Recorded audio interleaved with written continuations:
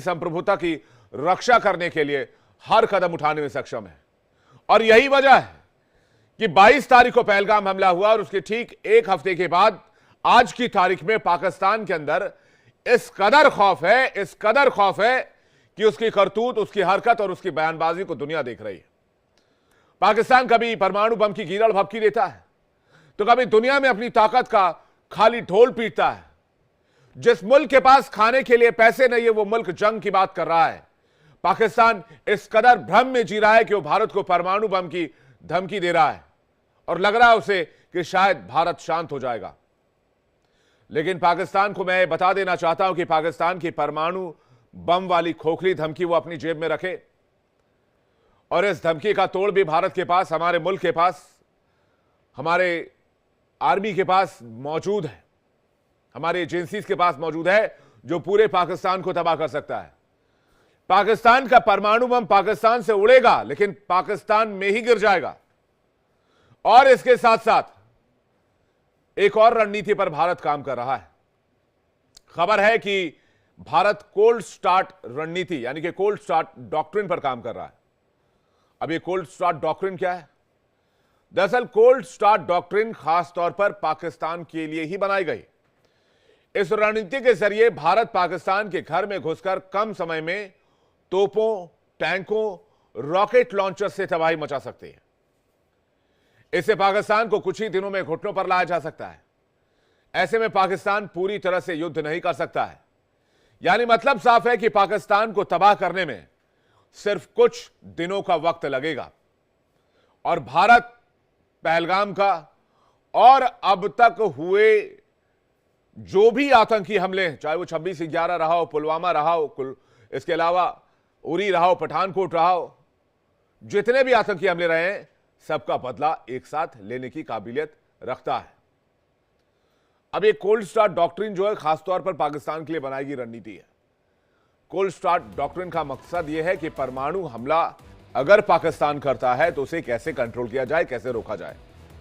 आदेश मिलने के बाद 48 घंटे में भीषण हमले की तैयारी है। भारी हथियारों के साथ सेना अटैक कर सकती है। तोपों, टैंकों और बख्तरबंद वाहन, रॉकेट लॉन्चर्स के साथ हमले कर सकती है। इसलिए पाकिस्तान के अंदर बौखलाहट है, छटपटाहट है और पाकिस्तान इस वक्त सफोकेट कर रहा है, उसका दम घुट रहा है भारत के प्रेशर से। इस बीच में एक बड़ी खबर आपको बता देना चाहता हूं, ब्रेकिंग न्यूज आ रही है। हमले के डर से बौखला गया पाकिस्तान। JNK में देर रात पाकिस्तान ने गोलीबारी की है। नौशेरा में गोलीबारी हुई है, सुंदरबनी में गोलीबारी हुई, अखनूर सेक्टर में गोलीबारी हुई है, बारामूला, कुपवाड़ा में भी पाकिस्तान ने गोलीबारी की है। भारतीय सेना ने मुंहतोड़ जवाब दिया है। जवाबी कार्रवाई के बाद सेना ने सर्च ऑपरेशन चलाया है और भारतीय सेना किस तरह की जवाबी कार्रवाई करती है इसका उदाहरण कल एक वीडियो से आया जिसमें पाकिस्तानी बंकर को कैसे हैंड ग्रेनेड लॉन्चर से कैसे तबाह कर दिया गया, उसकी तस्वीर आप देख सकते हैं। ये देखिए तस्वीर, भारतीय सेना ने कैसे पाकिस्तान के बंकर को निशाना बनाया। कुछ यही हाल पाकिस्तान के बंकरों का है आज की तारीख में। कोई भी पाकिस्तानी बंकर या पाकिस्तान का जवान मिस एडवेंचर करने की कोशिश करता है, कोई भी मेजर कर्नल पाकिस्तान का मिस एडवेंचर करने की कोशिश करता है तो यही जवाब मिलता है, जो जवाब इस वक्त आप देख रहे हैं टेलीविजन स्क्रीन पर। उनके बंकरों को तबाह कर दिया जाता है, उसमें बारूद भर दिया जाता है। लेकिन इस बीच एक और बड़ी खबर आपको बताना चाहते हैं। बड़ी खबर यह आ रही है, भारत में बढ़ती हलचल से खौफ में पाकिस्तान POK के आसपास पाक की हवाई पेट्रोलिंग जारी है। पाकिस्तान में लगातार एयर सायरन बज रहे हैं और पाकिस्तान रात भर एयर पेट्रोलिंग करता रहा है। लगातार अपने विमान जो है वो पाकिस्तान के हवाई सीमा में उड़ाता रहा है। ये देखिए वो आवाज एयर सायरन जो पाकिस्तान में रात भर बजता रहा, क्योंकि पाकिस्तान को लगता है कि भारत 24 से 36 घंटे के अंदर कभी भी बड़ा हमला कर सकता है। पाकिस्तान में रात भर एयर सायरन बजे हैं, पूरी रात पाकिस्तान की खौफ में कटी है।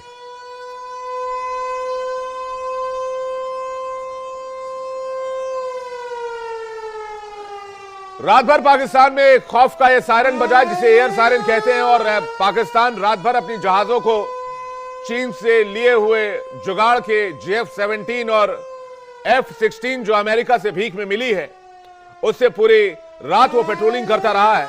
और इस पेट्रोलिंग के बाद पाकिस्तान को ऐसा लग रहा था कि उसने अपनी हवाई सीमा को सुरक्षित कर लिया है, लेकिन उसे पता नहीं कि भारत कितना बड़ा हमला करने जा रहा है, भारत कितना बड़ा अटैक करने जा रहा है। इन एयर सायरन से और ये भाड़े के JF-17 और F-16 से कुछ नहीं होना है पाकिस्तान का। हमारे साथ इस वक्त रमन जुड़ रहे हैं, सीधे उनके पास चलेंगे जो कि बताएंगे कि रमन, दो खबरें आई हैं। पहली खबर तो ये, रात भर पाकिस्तान खौफ में सो नहीं पाया, पूरी रात एयर पेट्रोलिंग चली है, खासकर भारत के सीमावर्ती इलाकों में। पीओके को स्पेशल गार्ड किया पाकिस्तान ने, उसे डर है कि एक और एयर स्ट्राइक कभी भी हो सकता है।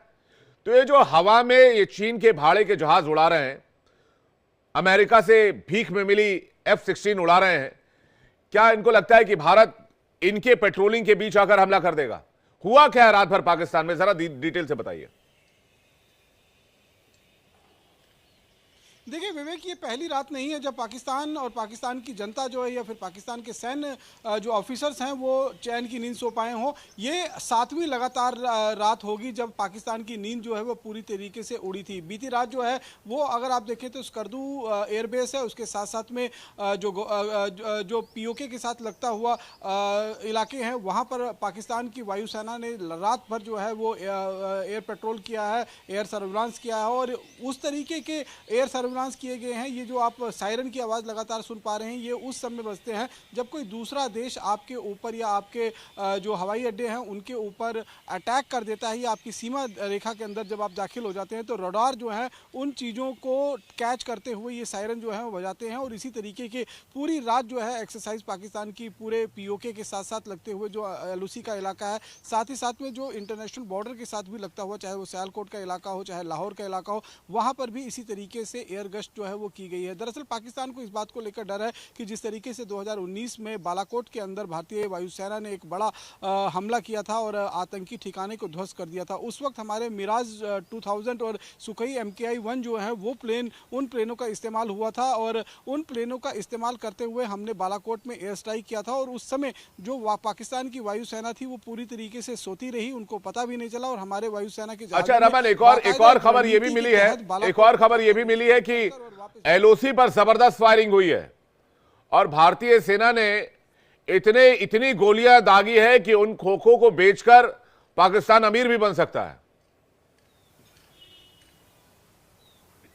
जी हाँ, बिल्कुल। देखिए, पिछले 6 दिनों से लगातार पाकिस्तान युद्ध विराम का उल्लंघन कर रहा है। हमने देखा कि नॉर्थ ऑफ पीर पंचाल जो कश्मीर घाटी का इलाका पड़ता है, वहाँ से लगती हुई लाइन ऑफ कंट्रोल पर पिछले 6 दिनों से पाकिस्तान का युद्ध विराम का उल्लंघन जारी है। बीती रात तो पाकिस्तान ने 6 ठिकानों पर जो है वो युद्ध विराम का उल्लंघन किया है, जिसमें से 2 ठिकाने हैं वो नॉर्थ ऑफ पीर पंचाल, कुपवाड़ा और बारामूला के इलाके में युद्ध विराम का उल्लंघन हुआ है। वहीं जम्मू के राजौरी का जो इलाका पड़ता है वहाँ सुंदरबनी और नौशहरा में जो LOC पर बने हुए सैन्य ठिकाने हैं उनको निशाना बनाते हुए पाकिस्तान की तरफ से फायरिंग की गई। यही नहीं, अखनूर सेक्टर को भी पाकिस्तान ने निशाना बनाया और साथ ही साथ में जो परगवाल सेक्टर पड़ता है अंतर्राष्ट्रीय सीमा का, वहां पर भी पाकिस्तान की तरफ से फायरिंग की गई है। ये कहीं ना कहीं ये दिखाता है कि पाकिस्तान किस तरह इस समय पैनिक मोड में है और पूरी रात जाकर इस तरीके से फायरिंग कर न केवल भारत को उकसावे के लिए एक उकसावे की कार्रवाई जो है वो कर रहा है, साथ ही साथ में ये भी बताने की कोशिश कर रहा है कि देखिए हम पूरी तरीके से सतर्क है। ये एक तरीके से पाकिस्तान की रणनीति है। बिल्कुल सही कह रहे हैं रमन आप, एक तरफ से भारत को उकसाएगा, दूसरी तरफ से बिल्कुल सही कह रहे हैं। रात भर पाकिस्तान के लोग पिछले 7 दिनों से सो नहीं पा रहे हैं और ये सब खामियाजा भुगत रहे हैं शहबाज शरीफ और आसिम मुनीर का। तो कुछ सूत्रों के हवाले से मुझे ये भी जानकारी मिल रही है कि इन सब के पीछे सिर्फ आसिम मुनीर है। शहबाज शरीफ तो बेकार में पिस रहा है और वहां की आवाम भी बेकार में पिस रही है। इसका असली किरदार ही आसिम मुनीर है। और आपने कहा कि उकसावे की हरकत, ये भारत को क्या खाक उकसाएंगे रमन? ये बलोचिस्तान लिबरेशन आर्मी को तो उकसा नहीं पा रहे, TTP को उकसा नहीं पा रहे, तालिबान को उकसा नहीं पा रहे। तालिबान कह रहा है हम ग्रेटर अफगानिस्तान बनाएंगे पाकिस्तान में अटक में घुसकर। तो ये पाकिस्तान की ये कहते हैं ना वो ताबूत में आखिरी कील, ये पहलगाम वाला हमला ताबूत में आखिरी कील है। रमन, आप हमारे साथ बने रहिएगा। दो बेहद खास मेहमान इस वक्त हमारे साथ जुड़ रहे हैं। मेजर जनरल अनुज माथुर रक्षा विशेषज्ञ इस वक्त हमें ज्वाइन कर रहे हैं और कर्नल रिटायर्ड शिवदान सिंह रक्षा विशेषज्ञ हमें ज्वाइन कर रहे हैं और कर्नल रिटायर्ड JK सिंह रक्षा विशेषज्ञ हमें थोड़ी देर में ज्वाइन करेंगे। आप मेहमानों को और सभी दर्शकों को मेरी तरफ से सर जय हिंद, जय भारत, भारत माता की जय। मेरा पहला सवाल अनुज माथुर सर आपसे, पाकिस्तान एयर पेट्रोलिंग कर रहा है लगातार, आखिर क्यों? पाकिस्तान के जहन में क्या है? वो एयर पेट्रोलिंग करेगा और हम इधर से विमान भेज देंगे? विवेक, देखिए, ये कई दिनों से हम इस बारे में बात कर रहे हैं। पाकिस्तान जो है आज की तारीख में फियर साइकोसिस में जिंदा है। पाकिस्तान को, मैं बताऊं एक बात आपको, उन्होंने जी। बहुत अच्छा शब्द उन्होंने इस्तेमाल किया, रमन ने, कि पाकिस्तान को बालाकोट हॉन्ट कर रहा है। ये बालाकोट हॉन्ट कर रहा है, उसकी वजह से पाकिस्तान बुरी तरह से, उनको समझ में नहीं आ रहा है कि वो कैसे रिएक्ट करें। देखिए, जब भी लड़ाइयां होती हैं, अगर आपने कुछ भी करे बगैर, अगर आपने कुछ भी करे बगैर पाकिस्तान की आधी एयरफोर्स को स्क्रैम्बल करवा दिया, मेरे ख्याल से आधी लड़ाई तो आप ऑलरेडी जीत गए। ये इतना डरे हुए हैं पाकिस्तान की सेना, पाकिस्तान की आवाम। जो बातें हम कल से डिस्कस कर चुके हैं कि लोग छोड़ रहे हैं, लोग भाग रहे हैं, असीम मुनीर खुद गायब हैं, तो ये तमाम चीजें इस बात को दिखाती हैं कि वो बहुत बुरी तरह से घबराए हुए हैं, खौफ ज्यादा है। और वो खौफ इसीलिए है कि उनको पता नहीं है कि भारत कब, कहां, कैसे आक्रमण करेगा। देखिए विवेक, मैं आपको बताता हूं, जो भी लाइन ऑफ कंट्रोल में पिछले 6-7 दिन से हो रहा है, उस लाइन ऑफ कंट्रोल में भारत का रिस्पॉन्स बहुत ही मेजर्ड, नपा-तुला रिस्पॉन्स है। वो इसलिए नपा-तुला रिस्पॉन्स है कि हम, जो एस्केलेशन अगर होगा तो वो एस्केलेशन भारत की शर्त पे होगा, भारत के द्वारा किया जाएगा, ना कि वो पाकिस्तान के एक्शन के बदले में किया जाएगा। तो ये बात हम बिल्कुल समझ लें कि हम प्रोएक्टिव तरीके से काम करने वाले हैं, और हमें बिल्कुल निश्चित रूप से पता है कि हम कब, किस प्रकार से क्या काम करेंगे। और पाकिस्तान पिछले कई दिनों से गफलत में है कि कहां पर क्या होगा, और इसी वजह से आप देखिए उनके जो रिएक्शंस हैं वो नॉन कॉन्ग्रेंट है। कुछ कहीं हो रहा है, कुछ कहीं हो रहा है, कभी गिलगित बाल्टिस्तान में कर रहे हैं, कभी स्कर्दू में कर रहे हैं। तो ये मेरा मानना है कि पाकिस्तान पूरी तरह बौखलाया हुआ है, और उनकी आर्म फोर्सेस में एक बहुत ज्यादा गफलत का माहौल आज की तारीख में हो रखा है। और ये सिर्फ इसलिए है, और यही वजह है, अब देखिए उनके जितने बयानात हैं, उनकी जितनी कार्रवाइयां हैं, डिसप्रपोर्शनेट हैं। आप, और जिस तरह से भारतवर्ष का आपने देखा मेजर्ड रिस्पॉन्स, कभी आपने जनरल अनिल चौहान से कोई बयान सुना है किसी और chief of the army staff से, तीनों चीफ ऑफ से? नहीं। उसकी वजह यह है कि वो बिल्कुल फर्म है, रिजॉल्व के साथ हैं, और उन्हें पता है एग्जैक्टली कब, क्या और कहां करना है। इस वजह से उनको कोई परेशानी नहीं है। जबकि पाकिस्तान के तमाम लोग हमेशा न्यूक्लियर वेपन की धमकी देते रहते हैं। मेरा यह मानना है कि अब इस न्यूक्लियर ब्लफ को खत्म करने का बिल्कुल सही समय है, और आप देखिएगा बहुत जल्द हम देखेंगे ऐसा ऑफेंसिव एक्शन। लेकिन मैंने ये फिर रिपीट करूंगा Vivek, it will be on our term. जब हम चाहेंगे तब होगा। वी विल बी प्रोएक्टिव, ये बात बिल्कुल निश्चित समझ लीजिए। बिल्कुल। और कल की बैठक में जो सूत्रों के हवाले से जानकारी मिली माथुर सर की, प्रधानमंत्री ने कहा कि आप तीनों सेनाओं को, आपको छूट है, आप तय कीजिए आप कैसे बदला लेंगे, सरकार जो डिप्लोमेसी देख लेगी। यानी कि सरकार कूटनीतिक मोर्चे पर आपको किसी तरह का कोई अड़चन नहीं आने देगी, कोई आंच नहीं आने देगी। मैं, हमारे साथ कर्नल रिटायर्ड जेके सिंह सर जुड़ गए हैं। सर आपका भी स्वागत है, लेकिन पहला रिएक्शन मैं जल्दी से एक शिवदान सर से ले लूं। शिवदान सर, पाकिस्तान जो है वो एयर पेट्रोलिंग कर रहा है, उसे लगता है कि जैसा कि माथुर सर ने भी कहा, जैसे कि रमन ने कहा, उसे बालाकोट हॉन्ट कर रहा है। उसने उरी, यानी कि उसने पीओके में अपनी जो गश्ती है वो और बढ़ा दी है, फुट पेट्रोलिंग बढ़ा दी है, अपनी आर्मी को उधर मोबिलाइज करना शुरू कर दिया है। यानी कि जहां जहां पिछली बार भारत एक्टिव था या फिर भारत ने एक्शन लिया था, वहां पर वो फोकस कर रहा है अभी। देखिए, तकनीक के विकास से हमारी युद्ध की जो प्रणाली है उसमें भी विकास हुआ है जी। और आजकल आपने इजराइल और हमास का लड़ाई देखी है, इजराइल और ईरान की लड़ाई देखी है, और यूक्रेन और रूस की भी लड़ाई देखी है। इन सारी लड़ाइयों में जो मेन जो स्ट्रेस रहा है वो मिसाइल्स, ड्रोन्स और एयर अटैक पे रहा है। आमने सामने के युद्ध बहुत कम हुए हैं आजकल के जमाने में। तो इसलिए जो पाकिस्तान जो एयर पेट्रोलिंग कर रहा है पीओके की, और जो इस तरह की हरकतें कर रहा है, उसका केवल यही उद्देश्य है, वो जानता है कि इस वक्त भारत जो है आमने सामने युद्ध लड़के टेक्निकल अपनी टेक्नोलॉजी से, क्योंकि भारत की टेक्नोलॉजी काफी विकसित हो चुकी है, उससे उसके आतंकवादी ठिकानों पर, उसके एयर बेसिस पर भारत मिसाइलों से या ड्रोन से या एयर से अटैक करेगा, और ना कि जमीनी अटैक करने का करेगा। तो इसलिए जो बालाकोट को हुआ था उसका बड़ा रूप इस बार आने की उम्मीद है। इसलिए पूरे पाकिस्तान में जो बेचैनी फैली हुई है उसका मुख्य कारण यही है कि ये युद्ध खाली सीमाओं पर नहीं लड़ा जाएगा, ये पाकिस्तान के आंतरिक हिस्सों में लड़ाया जाएगा और पता नहीं कहां पर भारत आके जी। अपनी बमबारी कर दे। तो इसलिए लाहौर में भी, रावलपिंडी में भी आपने सही बात कही। आपकी आवाज थोड़ी रुक रुक कर आ रही है, मैं इसको चेक करवाता हूं। पीसीआर प्लीज चेक कीजिएगा। कर्नल साहब की आवाज क्यों रुक कर आ रही है? जेके सिंह सर के पास जा रहा हूं। सिंह सर, जो बात कह रहे हैं शिवदान जी कि मॉडर्न वॉरफेयर में फुट पेट्रोलिंग और एयर पेट्रोलिंग का मतलब बहुत रह नहीं जाता। आज की तारीख में भारत के पास ऐसे वेपन्स हैं, ऐसे ड्रोन्स हैं जो काम पूरा कर कर वापस भी लौट सकते हैं और वहां पर तबाही भी मचा सकते हैं, और मैक्सिमम 80% इंडिजिनस हैं। कल ही हमने एक खुशखबरी आप लोगों को दे दूं, शायद वैसे आप लोग वाकिफ होंगे, दर्शकों को भी दे दूं।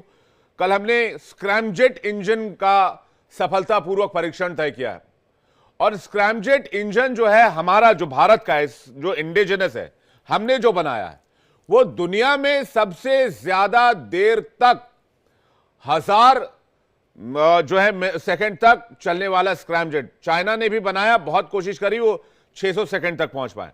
तो बेसिकली मेरा ये खुशखबरी देने का मकसद ये था कि हम इंडिजिनस हथियारों पर ज्यादा डिपेंडेंट हो रहे हैं, लेकिन पाकिस्तान जो है वो कन्वेंशनल वॉर की तरफ जा रहा है। जेके सिंह सर, बहुत सही आपने बताया। यहां मैं एक बात बताना चाहूंगा। मैंने डॉक्टर अब्दुल कलाम जब हमारे यहाँ लेक्चर देने आए थे तो उन्होंने बताया था कि शुरुआती दिनों में जब बाहरी ताकतें चाहती थी कि हिंदुस्तान कोई मिसाइल न बनाए, तो उन्होंने missile control treaty regime MTCR हमारे ऊपर प्रतिबंध लगाया था, और उन्होंने कहा था कि हम भारत को कोई भी मिसाइल के एसेंशियल पार्ट्स नहीं देंगे। उसके बाद डॉक्टर अब्दुल कलाम सारे DRDO साइंटिस्ट के साथ बैठकर, और उसके बाद उन्होंने आत्मरक्षा और आत्मनिर्भरता की दिशा में ऐसा काम किया कि 2 साल के अंदर जिन देशों ने हमें मना किया था कि हम अपने पार्ट्स नहीं देंगे, वही हमसे हमारे पार्ट्स जो हमने मैन्युफैक्चर किए थे वो मांगने की कतार उनकी लंबी हो गई। तो हमारे अंदर आत्मनिर्भर होने की ताकत शुरुआती दिनों से ही है। और मैं पाकिस्तान को यह जरूर कहना चाहूंगा कि आप अब बेशक चीनी अमेरिकी हवाई जहाज से आज उनके चेहरे पर मुस्कान है खिलती, लेकिन हिम्मत किसी बाजार में नहीं मिलती। आप हथियार तो खरीद लोगे, लेकिन हिम्मत कहां से खरीदोगे, हौसला कहां से खरीदोगे? और अगर न्यूक्लियर पृष्ठभूमि की बात करें तो हमें मालूम होना चाहिए कि इन्होंने 1998 में पहला परमाणु परीक्षण किया था, और चागई 1 और 2 में, और अनुमानित परमाणु हथियार उनके पास में 165 से 175 तक है। विस्फोटक सामग्री यानी मिसाइल फिसाइल मटेरियल उनके पास बहुत ही सीमित है, और ज्यादा से ज्यादा ये 200 से 210 तक टैक्टिकल परमाणु बम बना सकते हैं।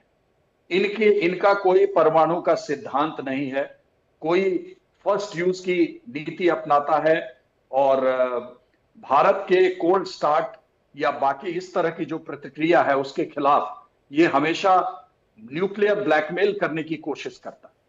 इसके पास कुछ एक मिसाइलें हैं, शाहीन 1, शाहीन 2, शाहीन 3, जो कि 750 से 2750 किलोमीटर की मारक क्षमता रखता है। गजनबी है जो छोटी दूर की मिसाइलें हैं, जो टैक्टिकल न्यूक्लियर हथियार है। अबाबील है, और वैसे तो इनके पास F-16 लड़ाकू विमान और JF-17 भी है, बस उस पर प्रतिबंध लग चुका है और उसे फॉरवर्ड लाइन में इस्तेमाल करने की मनाही है कॉन्ट्रैक्ट में। जहां तक इनके परमाणु उत्पादन का संबंध है, काहुटा रिसर्च लेबोरेटरी है, एक जगह पे इन्होंने अपनी सारी चीजें नहीं रखी हैं, एक से ज्यादा जगह पे रखी हैं, और इनके हेवी वाटर की जो फैक्ट्री है वो नौशेरा और चश्मा में है। पंजाब, सिंध और बलूचिस्तान के अज्ञात स्थानों में इन्होंने अपना भंडार रखा है। और मैं ये बताना चाहूंगा कि बेशक उनके पास हथियार बहुत हों, लेकिन फिर भी जो हौसला चाहिए वो हौसला नहीं है। भारत के सामने अब घुटने टेकने के अलावा उनके पास कोई और ऑप्शन नहीं है। और अब ऐसा मान लिया गया है कि सिंधु में अब पानी नहीं खून बहेगा, दुनिया के नक्शे पर पाक नहीं रहेगा। बिल्कुल सही आप कह रहे हैं। कोल्ड स्टार्ट डॉक्ट्रिन की जो बातचीत आपने की, भारत ने बहुत लंबे समय तक इसको विकसित करने पर ध्यान दिया और इसका उद्देश्य एकमात्र था कि पाकिस्तान जैसे भी कोई एक्शन करने की सोचे उससे फास्ट इंडियन आर्मी एक्शन करके पाकिस्तान को त्वरित एक्शन से रोक दे और परमाणु हमला करने से भी रोक दे। इसलिए इस कोल्ड स्टार्ट डॉक्ट्रिन को विकसित किया गया। मैं माथुर सर का एक रिएक्शन चाहूंगा इस पर, कोल्ड स्टार्ट डॉक्ट्रिन पर, उसके बाद फिर मैं सिद्धांत सर आपके पास आ रहा हूं। माथुर सर देखिए, कोल्ड स्टार्ट का एक्चुअली मतलब ये होता है कि आप एक बहुत स्पीडी, इसमें सबसे ज्यादा जरूरी एलिमेंट है वो है स्पीड ऑफ एक्शन। उसके बाद इसका दूसरा एलिमेंट होता है कि आप एब्सोल्यूट सरप्राइज को बता, क्योंकि आपको किसी को पता नहीं कि कहां पर होगा। तीसरी चीज होती है कि यू डू मल्टीपल इनकर्शंस। ऐसा नहीं होता है क्योंकि आप किसी एक जगह नहीं जा रहे हैं, you are doing multiple incursions. I mean बहुत ज्यादा इसके बारे में डिस्कस मेरे हिसाब से नहीं करना चाहिए, लेकिन उनको ये किया जाएगा कि बजाय आप उनको गहराई में उनके उनके उनके पास जाकर के जीतने की कोशिश करें, आप मल्टीपल इनकर्शन करें, वैल्यू टारगेट्स को, ऑब्जेक्टिव्स को कैप्चर करें और उनका न्यूक्लियर थ्रेशोल्ड पहुंचने से पहले आप ऐसी जबरदस्त पोजीशन में आ जाएं कि पाकिस्तान के पास कोई और चारा ना रहे अपने घुटने टेकने के अलावा। ये प्रोएक्टिव और स्विफ्ट एंड डिसाइसिव हमारी स्ट्रेटेजी है, लेकिन पाकिस्तान को भी इसके बारे में मालूम है और वो इसी वजह से वो लोग इतना ज्यादा घबराए हुए हैं और ये जो डिस्प्रपोर्शनेट रिएक्शन हो रहा है वो इसीलिए हो रहा है। उन्होंने अपने डिप्लॉयमेंट्स ऑलरेडी शुरू कर दिए हैं शकरगढ़ में, 17 डे और ये जो भी डिविजन हैं उनके निकल करके बाहर आ रहे हैं। तो ये मेरा मानना है कि उनको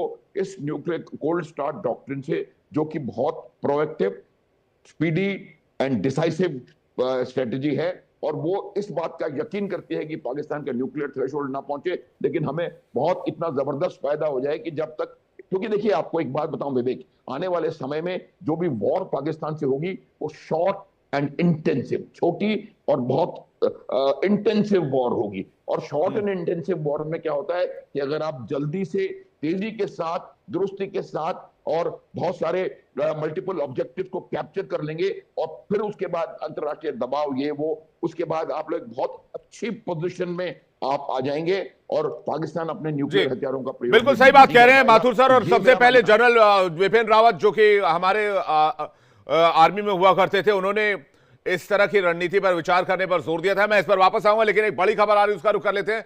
बड़ी खबर यह आ रही है, पाकिस्तान के रक्षा मंत्री से लेकर पाकिस्तान के सूचना मंत्री और खुद प्रधानमंत्री खौफ में जी रहे हैं। इसकी एक दो झलक नहीं बल्कि कई झलक देखने को मिल चुकी है। एक साथ कई बार परमाणु हमले की धमकी दी जा चुकी है, लेकिन कल ही पाकिस्तान के सूचना मंत्री को नींद नहीं आई और भारत के हमले के डर से रात में 2 बजे मीडिया को बुलाया, प्रेस कॉन्फ्रेंस की। प्रेस कॉन्फ्रेंस में दावा किया कि भारत कभी भी हमला कर सकता है।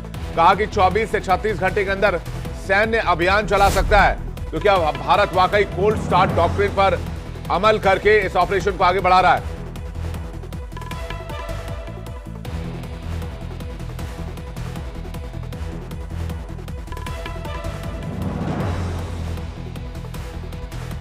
Pakistan has credible intelligence that India intends carrying out military action against Pakistan in the next 24 to 36 hours.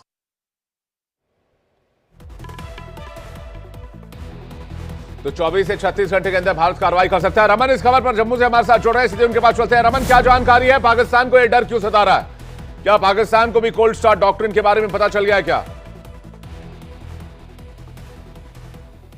देखिए, कल प्रधानमंत्री मोदी का एक बयान जो है वो 4 शब्दों का आया था, जिसमें उन्होंने कहा था कि समय कम है और लक्ष्य जो है वो बहुत बड़ा है। इन 4 शब्दों से ही पाकिस्तान जो है वो हिल से रख गया है, क्योंकि पाकिस्तान को अब ये लगने लगा है कि आने वाले 36 घंटों के भीतर भारत जो है वो कोई बड़ा सैन्य कार्रवाई जो है वो पाकिस्तान के खिलाफ कर सकता है। इसीलिए रात 2 बजे पाकिस्तान के इंफॉर्मेशन मंत्री जो हैं वो प्रेस कॉन्फ्रेंस बुलाते हैं, मीडिया को बुलाते हैं और कहते हैं कि हमारे पास ये क्रेडिबल इनपुट्स हैं कि आने वाले 24 से 36 घंटों के बीच में पहलगाम हमले को आधार बनाते हुए भारत जो है वो सैन्य कार्रवाई कर सकता है। हालांकि उन्होंने अपने बाद में रोना रोते हुए ये भी कहा कि देखिए हम तो जांच के लिए, साझा जांच के लिए भी तैयार हैं और हम पर जो आरोप लगाए जा रहे हैं वो निराधार है। तमाम तरीके की बातें जो है उन्होंने की, लेकिन स्पष्ट उन्होंने कहा कि हमारे पास क्रेडिबल इनपुट है कि आने वाले 24 से 36 घंटे के बीच में भारत सैन्य कार्रवाई कर सकता है। इसी की वजह से आपने देखा कि बीती पूरी रात एयर स्क्रैम्बल हो, जो जेट फाइटर्स हैं वो स्क्रैम्बल होते रहे स्कार्दू और स्वात वैली से पूरे पीओके के ऊपर जो है वो मंडराते हुए नजर आए। एयर सायरन जो है वो लगातार जो है वो पीओके में बजते हुए दिखाई दिए। साथ ही साथ में जो ग्राउंड फोर्सेस हैं वो हाई अलर्ट पर रहते हुए उनकी तरफ से युद्ध विराम का उल्लंघन जो है वो 6 लोकेशंस पे किया गया है। तो पाकिस्तान जो अभी तक गीदड़ भभकी दे रहा था न्यूक्लियर वार की, अब उसकी हेकड़ी निकलती हुई नजर आ रही है। एक तरफ शहबाज शरीफ जो है वो दुनिया भर के देशों से अपील करते हुए नजर आ रहे हैं कि आप इंटरवीन कीजिए, किसी तरीके से मामले को शांत कराइए, हम इसमें साझा जांच करने के लिए तैयार है। लेकिन उनको लगता है, उनको मालूम है कि अब ये बहुत देर हो चुकी है और पहलगाम में जो आतंकी हमला पाकिस्तान ने करवाया है वो एक पाकिस्तान के लिए सबसे बड़ी गलती जो है वो साबित हो सकती है। क्योंकि देश के प्रधानमंत्री ने अगर देखें और देश की सेनाओं ने अब ये संकल्प ले लिया है कि अब एक ऐसी कड़ी कार्रवाई होनी चाहिए जिससे आतंकवाद का नाम जो है वो दोबारा पाकिस्तान लेने से पहले 100 बार। और मैं तो कहता हूं आज दिन भी बड़ा अच्छा है, अक्षय तृतीया का दिन है और आज के दिन अगर कोई ऑपरेशन परशुराम भी हो जाए तो बहुत खुशी होगी इस देश के लोगों को। और आज पूरे दिन भर बहुत शुभ मुहूर्त रहने वाला है, ऐसा माना जाता है। अक्षय तृतीया का पूरा दिन ही शुभ होता है, तो आज के ही दिन से जो है शुभ आरंभ कर दिया जाए, आरंभ है प्रचंड कर दिया जाए तो फिर समझ में आए पाकिस्तान को कि भाई उसने एक गलत तार छेड़ा पहलगाम हमला करके। रमन आपके पास वापस लौटेंगे, एक और बड़ी खबर आ रही है, बड़ी खबर का रुख कर लेते हैं। थोड़ी देर में कैबिनेट कमेटी सिक्योरिटी की बैठक शुरू होने वाली है। पीएम